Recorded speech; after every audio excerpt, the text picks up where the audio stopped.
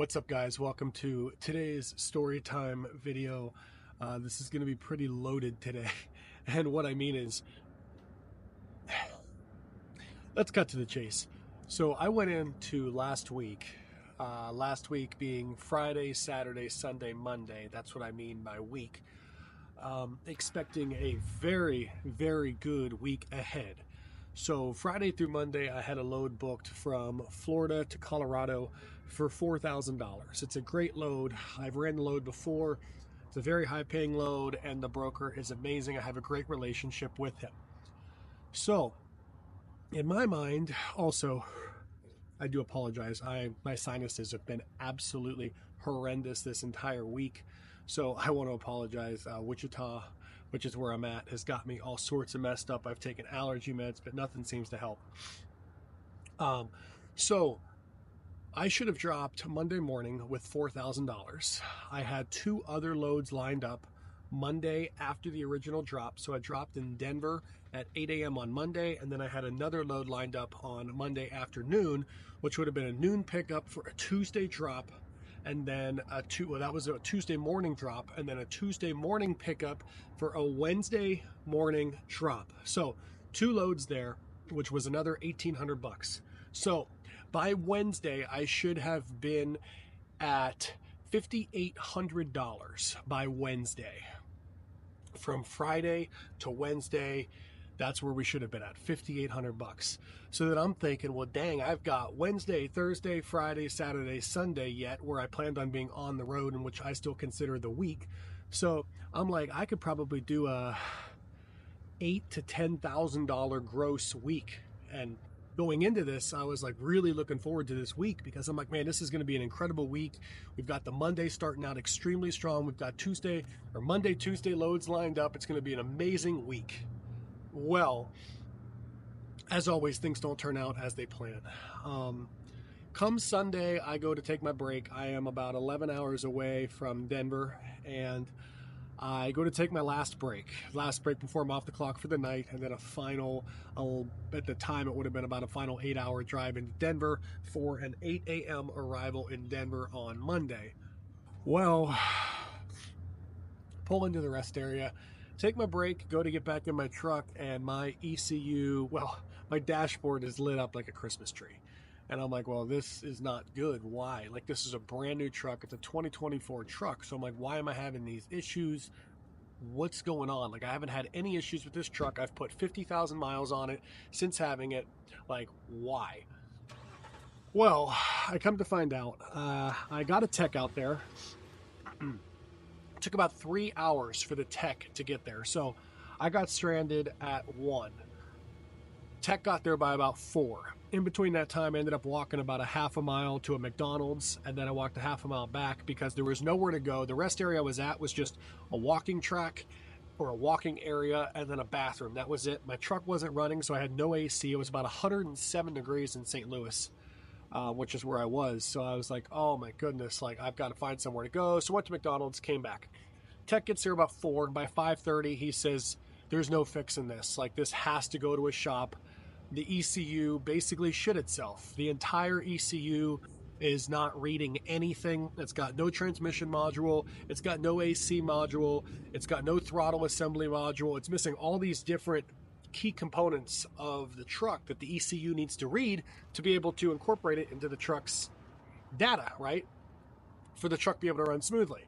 And on top of that, it's telling me that I am completely out of DEF, which I had a full tank of DEF. So the whole thing was just not running. The engine was in limp mode. It would not go above, I think it was like 2,500 RPMs, and it wouldn't go above 5 miles an hour. So the tech calls me, and the tech tells me, this has to get towed. You're done. Like, this truck's not going anywhere. You're going to have to call Enterprise. Because, of course, I rent from Enterprise, and I have a great relationship with the guys over at Enterprise. When I started this, I knew I was going to rent, because when repairers needed to come with the new business, I'm not going to have the cash flow to be able to fix an expensive repair if, God forbid, that happens. And I knew, Enterprise is going to take care of the truck. They'll take care of the repairs if something did happen. But I'm thinking, man, with a 2024, I won't ever have that issue. Well, It was Sunday night, so I ended up calling my guy at Enterprise, and he was great. And he said, "Listen, there's nothing we can do right now. Of course, it's Sunday night, so we will get you a truck on Monday." Now, I could really go into depth on this, but I don't think you guys want to listen to me blab for about an hour. But in the city of St. Louis, I would expect somewhere that an emergency truck was sitting around at Enterprise that I could just go to pick up, where a district manager would come in or a GM would come in to take care of the customer. And, that might be a long shot, but I don't know. I would feel like Enterprise, that would be a position that they should have in case an emergency does occur on Sundays, where they do have something like that set up. They did it, and, it is what it is. That's fine. So Sunday night, I got a hotel, and had a good dinner. I was stuck, like I said, in right outside of St. Louis. I believe I was in Warrentown, Missouri. So the tech was super, super, super nice. And at the moment, I don't remember the tech that came out, but I'm going to put the business name here once I look it up, because I know I have it saved. So these guys right here, they were excellent. The tech actually took me from the rest area and actually took me to... sorry, I was looking something up. Actually took me to the hotel, which was great. It was about 2 miles away, so he took me to the hotel and was able to get a room for the night, get a good dinner, wake up the following morning. I woke up about 6 a.m. because I'm like, I got to get this taken care of. I got to get back on the road, because my load was supposed to be delivered Monday, right? And it's now Monday. So I've never had a late load. I've done roughly 40 deliveries. I've never been late on anything. Of course, this entire time I've communicated with my broker, who I told you I do have a good relationship with. He's awesome. And I explained to him the situation, and he was completely understanding. So that was great. So as we move forward, Monday comes, and it is about 10:30, 11 o'clock at this point. I've been on the phone trying to figure things out. Enterprise really didn't have any answers for me. I called over to the Enterprise where I was at the moment, or at that time, and they didn't have a truck available readily. They told me they were going to get back with me. So I'm trying to find a towing company to be able to tow the truck, because my issue was that no one would tow my truck, because I was hauling 4,000 pounds of glass. So therefore, no one wanted to tow the truck. And I was not able to just take a truck from Enterprise, drive it to the rest area, and then load my truck, my old truck, to my new truck, because there was no way you were going to be able to get those shards or the giant panels of glass from one truck to another just by backing up trucks back to back. So the only option was to be able to get the forklift and be able to move them with a forklift. So then you're thinking, man, how the heck are we going to do this? So I was able to speak with a towing company who works with Enterprise, and I believe it's called Swoop, and they redirected me to another towing agency in the area who, long story short, had a dock that was 2 miles away. And at first they were not going to tow my truck. Then they decided, you know what, we will tow your truck. So they towed my truck from where it was at the rest area to their dock 2 miles away. So I was able to get a ride from the hotel that I was at to the rest area to be there for the tow guy. And the hotel I stayed at was just a Super 8, but the owners were super, super nice, because the owner actually took me to the rest area. So I had 2 free rides, which could have been more. I had a ride from the rest area to the hotel, and then the hotel to the rest area. So I got a ride to the rest area. They took the truck. At that point, I had to get to Enterprise, because Enterprise finally called me and they said, hey, we have a truck ready for you. It was 40 minutes away. So I took an Uber 40 minutes from that location over to that location, or from the rest area to the Enterprise location, and got this thing. Now, mind you, I'm going from a 2024 Mac. This is a 2020 International, and I am not a fan of it at all. A 2020 Freightliner. It's a 2020 Freightliner. And I'm not a fan of it at all. And I'll talk about that here at the end. But went and got this truck, and after picking up the truck, I had to drive another 40 minutes back to where I was previous, but to that dock where they took my truck. So at this point, it is 1 o'clock when I get truck and truck side by side. It takes an hour for us to be able to move the glass from my old truck to my new truck. And then, since I live in my truck, it takes me 2 hours to get everything from the Mac into this Freightliner. 2 hours. And that was just kind of throwing stuff in a random place where I could organize it later. But at this point, I've decided I'm not even going to organize it because I'm going to get my truck back, which I knew the whole time. But it took me 2 hours between unloading all my stuff in the back and then unloading this, like my living quarters up here. It was quite a mess. So 4 o'clock, we finally got the truck done and loaded. Long story short, from there, this whole story could be super long, but I'm trying to make it as quick as possible, but still get you guys the details. I had an issue with my insurance. I go through First Insurance Funding, who works with Cover Whale. Don't ask me why, but they could not swap my 2024 Mac for this. The only thing that they could do was add a truck. So they wanted me to pay $5,000 for another down payment to be able to add this onto my insurance. I'm not doing that. I don't know why I would pay $5,000 to have a truck added for like a week. So then I had to go through Enterprise to get their insurance. Finally, 6 p.m., I get on the road. I tell my broker I'm on the road. I'm driving all night. I have about 11 hours to go. I'm driving straight through, and you have 11 hours of drive time. So, of course, we did not have any time to spare. Drove all the way through, and we got there. We got unloaded, finally, and we were done. So that was Tuesday morning. Monday load canceled. Tuesday load canceled. Why? Because I was out of drive clock Tuesday. Monday load, obviously I couldn't pick up because I was still in St. Louis trying to get a truck. So I lost $1,800. As the week progresses, I'm thinking, okay, I'm going to get money from Enterprise. They're going to reimburse me for the loss in loads. They're going to reimburse me the $1,800 for the loss in loads that I had. They wouldn't reimburse me. They reimbursed me for my hotel. They reimbursed me for my dinner. And they reimbursed me for my Uber. In all, I lost $1,800 from 2 canceled loads, and after going back and forth with Enterprise, they would not compensate me for them. I will say the guys at my Enterprise branch in Florida were excellent. I have nothing bad to say about them, but I was disappointed in the corporate aspect because corporate would not work with me at all. Then I said, okay, well, if you're not going to compensate me, at least cancel my Friday payment, because this was now Tuesday or Wednesday, one of those days. And I'm like, well, I owe you guys about $1,500 on Friday. So can you just cancel my payment and we'll call it even? Well, they wouldn't do that. They said, no, we can't cancel your payment either.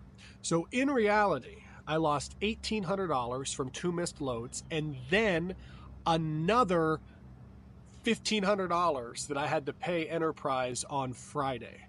So that is a huge loss for someone who's been in business for 3 months after basically kind of fighting with them and going toe to toe, sending them an invoice, trying to get my money that I deserve, where I had to cancel my loads because their truck broke down, and they wouldn't compensate me. They wouldn't do it. So in all, I lost just about $4,000 in less than a week. Wednesday, I couldn't get a load because I just wasn't able to get a load out of Denver that was worth my time. And of course, I shouldn't have been in Denver because I already had a load lined up on Tuesday. So no load Monday, no load Tuesday, no load Wednesday. And then I finally took a load from Thursday to go from Denver. It was a 1-pick 4 drop. And I ended up here in Wichita, Kansas. It was $1,000. It was a pretty simple load, but I knew what was going to happen because my entire week was thrown off. I wasn't able to deliver until Friday night, and I already know it's very hard to get a weekend delivery, especially when you're in Wichita, Kansas, and especially when it's Labor Day weekend. So over the weekend, I've been sitting because I have not been able to get out of here. And I already knew that was going to be the case because of what I just said. See, I don't like to sit on weekends. Friday morning comes and I'll book a load that takes me Florida to Colorado, right? Where I'm driving 25, 30, 35 hours over the weekend. So I'm still getting paid every single day, taking a nice load, making a good paycheck. Well, when I delivered Friday night, I knew I was stuck. I was going to be stuck here, and that's exactly what happened. On the bright side, though, hold on a second.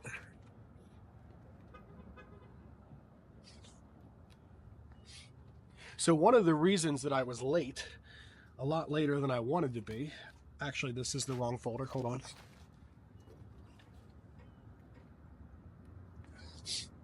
was because I had my first inspection.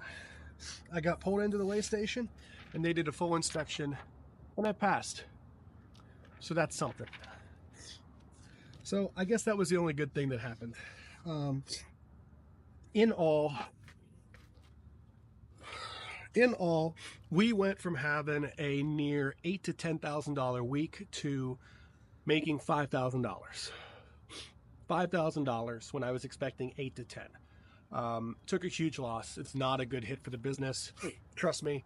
The business is the business cash flow right now is about zero. Eating a near $4,000 loss is not something that you want to do as a business 3 months in. And after going back and forth with Enterprise, even talked to a lawyer, there's nothing I could do about it. They won't cover it.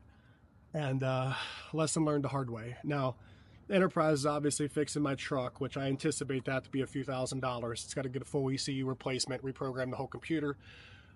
So, of course, they're covering that, which is good. I will get my truck back. It's in St. Louis, so whenever I find a way to get back to St. Louis, I will pick up my truck. However, at the moment, it's still not ready. It is going to a certified Mack dealer, and it's going to have it's under warranty. So, in reality, now that I say that, it is under warranty. So I guess Enterprise won't have to pay that much anyhow, because it's under warranty by Vanguard. So, and it's been a tumultuous week. It has been a horrendous week, if I'm being honest. But I'm thankful that I'm alive. I'm here. I'm on the planet. God still loves me. I still love him. I've got the support of my wife. I've got the support of my mom. And that's really all that matters to me. It's definitely been a rough week. I have not been anticipating these types of struggles. But life happens. And when it does happen, you got to find the grit and the determination to keep pushing on, because it don't wait for you. And especially when you're an entrepreneur, when you're a business owner, you've got to keep pushing, because if you don't push, you will fail. And if you fail, there's no business. You're not a business owner anymore because your business is gone. Last thing before I get out of here, I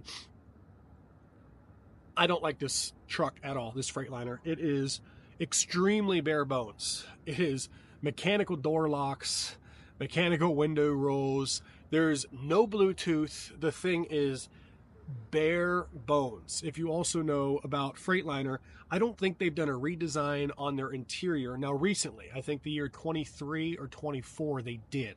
However, this 2020, I don't think they've done a redesign since like 2006 or 2007. So this interior is so dated. It looks like it's 2000s. Those are just simple things, right? Like those aren't big ball busters. The truck rides horribly. The suspension, you bounce all over the cab. Has 150,000 miles on it, but I think this air seat's got like 500,000 because it is so uncomfortable. It is not an on-the-road truck. There's virtually no AC. It doesn't work really at all. It blows like a... That's your AC. Overall, it's just not a good ride. It is very uncomfortable. The biggest thing is fuel. 900 miles in the Mack is $250. $250 for 900 miles. So I can go 900 miles on $250. In this truck, I went 900 miles and put $670 in this truck. Oh yeah, you heard that right. So this truck has taken not only did it take a $4,000 loss, this truck has taken way more in fuel cost than the Mack.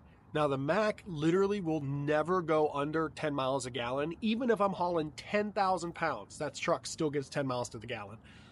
This truck is so old, it doesn't even calculate miles per gallon. And truthfully, I haven't calculated it, but I would bet that I'm getting maybe 6, maybe 7 miles to the gallon on this truck.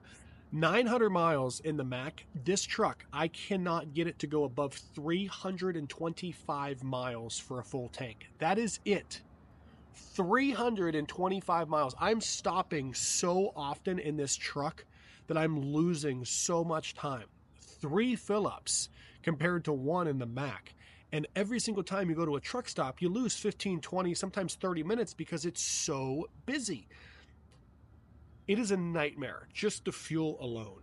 So between the fuel, the uncomfortable ride, and just the bare bones and outdated mess of this truck, not a fan.